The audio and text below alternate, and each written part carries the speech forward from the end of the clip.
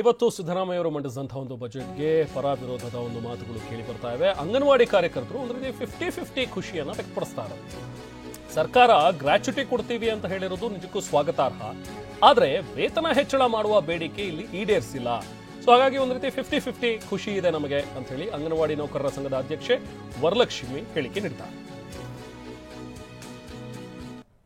ಸಂತೋಷ ಅಂತ ಹೇಳಕ್ಕಾಗಲ್ಲ. ಅದನ್ನು ಏನು ಮಾಡ್ಬೋದು ಅಂದರೆ ಪರಿಗಣಿಸಬಹುದು. ಯಾಕಂತ ಹೇಳಿದರೆ ನಾವು ಅಂದ್ಕೊಂಡಿದ್ದೇನೆ ಅಂದರೆ ಬೆಲೆ ಏರಿಕೆಯ ಆಧಾರದಲ್ಲಿ ಮತ್ತು ಕೆಲಸದ ಹೆಚ್ಚಾಗಿರುವಂಥ ಒಂದು ಒತ್ತಡದ ಆಧಾರದಲ್ಲಿ ಮತ್ತು ಅಷ್ಟೇ ಅಲ್ಲ, ಮತ್ತು ಮಾನ್ಯ ಮುಖ್ಯಮಂತ್ರಿಗಳು ಕೂಡ 2 ಬಾರಿ ಬೇರೆ ಬೇರೆ ಸ್ವರೂಪದ ಸಭೆಗಳನ್ನು ನಮ್ಮ ಬಳಿ ನಡೆಸಿದ್ರು. ಆ 2 ಬಾರಿನೂ ಕೂಡ ನಾವು ಅವ್ರ ಹತ್ರ ವಿನಂತಿ ಮಾಡಿದ್ವಿ ಮತ್ತು ಕನ್ವಿನ್ಸ್ ಮಾಡಿದ್ವಿ. ಕಾಂಗ್ರೆಸ್ ಪ್ರಣಾಳಿಕೆಯಲ್ಲಿ ಅವ್ರು ಹೇಳಿದ್ದೇನೆಂದರೆ ಅಂಗನವಾಡಿಯವರಿಗೆ 3,500 ಅಂತ. ಅದನ್ನು ಪ್ರಣಾಳಿಕೆ ಅಂತಿಮ ಮಾಡುವಾಗ ನಮ್ಮನ್ನೆಲ್ಲನೂ ಕೂಡ ಚರ್ಚೆಗೆ ಕರೆದಾಗ ನಾನು ಹೇಳಿದೆ ಅದು 3,500 ಅಲ್ಲ, ನಾವು 21,000 ರೂಪಾಯಿ ನಮ್ಮ ಡಿಮ್ಯಾಂಡ್ ಇರೋದು ಅಂತ. ಆದರೂ ಕೂಡ ಅವರು 3,500 ರೂಪಾಯಿ ಆದ್ರೂ ನಾವು ಸದ್ಯಕ್ಕೆ ಅನೌನ್ಸ್ ಮಾಡ್ತೀವಿ ಅಂತಕ್ಕಂಥ ಒಂದು ಮಾತನ್ನು ಹೇಳಿದ್ರು ಮತ್ತು ಲಿಖಿತ ರೂಪದಲ್ಲಿ ಆ ಭರವಸೆಯನ್ನು ಕೊಟ್ಟಿದ್ದಾರೆ.